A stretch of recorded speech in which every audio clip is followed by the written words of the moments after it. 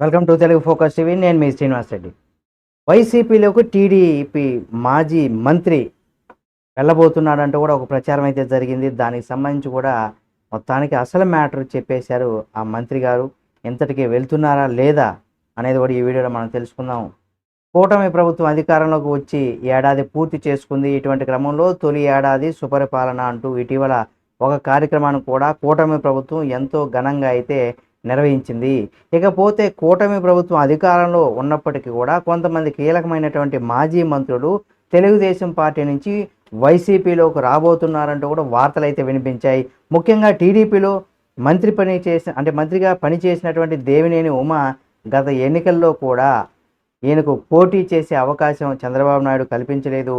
దీంతో ఆయన గత ఎన్నికలకు దూరంగా కూడా ఉన్నారు.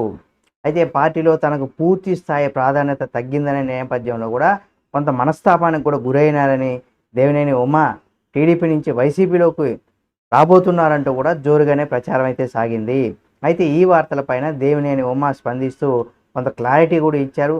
ఈ సందర్భంగా ఆయన సోషల్ మీడియా వేదికగా కూడా స్పందిస్తూ ప్రజలు వైసీపీకి 11 సీట్లు ఇచ్చినా ఇంకా బుద్ధి రాలేదని కూడా తెలిపారు. వైఎస్ జగన్ ఫేక్ ప్రచారాలు మానలేదు. నీ పార్టీ ఉనికి కాపాడుకోవడం కోసం ఇంతలా దిగజారుతావా? ముఖ్యమంత్రి చంద్రబాబు నాయుడు గారు, మంత్రి నారా లోకేష్ల ఏడాది సుపరిపాలన తీరును కూడా జగన్ వెన్నులో వణుకు మొదలైంది.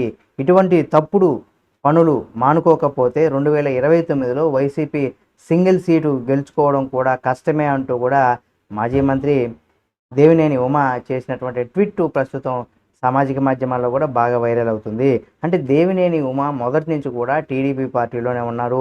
1999లో ఆయన నందిగామ నియోజకవర్గం నుంచి కూడా ఎమ్మెల్యేగా పోటీ చేసి విజయం సాధించారు.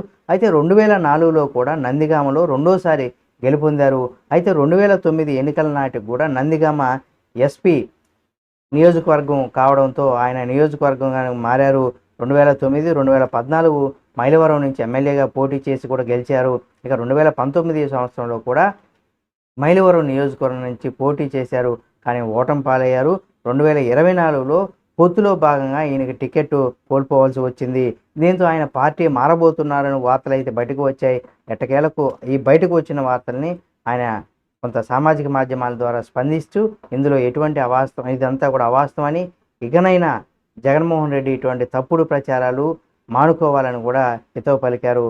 ఇక ఇటువంటి తప్పుడు ప్రచారాలను కూడా ఎప్పటికప్పుడు ఖండిస్తూ ఉంటే అందరికి కూడా, ప్రజలకు కూడా కొంత అవగాహన ఉంటుంది. ఏది ఏమైనా జగన్మోహన్ రెడ్డి ఇటువంటి తప్పుడు ప్రచారాలు కూడా పక్కన పెట్టి ఒక నిజాయితీ అయినటువంటి మాటలు, నిజాయితీ అయినటువంటి పరిపాలన, ప్రజలకు మంచితో పాటుగా అంటే సంక్షేమంతో పాటుగా అభివృద్ధి కూడా చేయాలని కూడా కోరుకుందాం.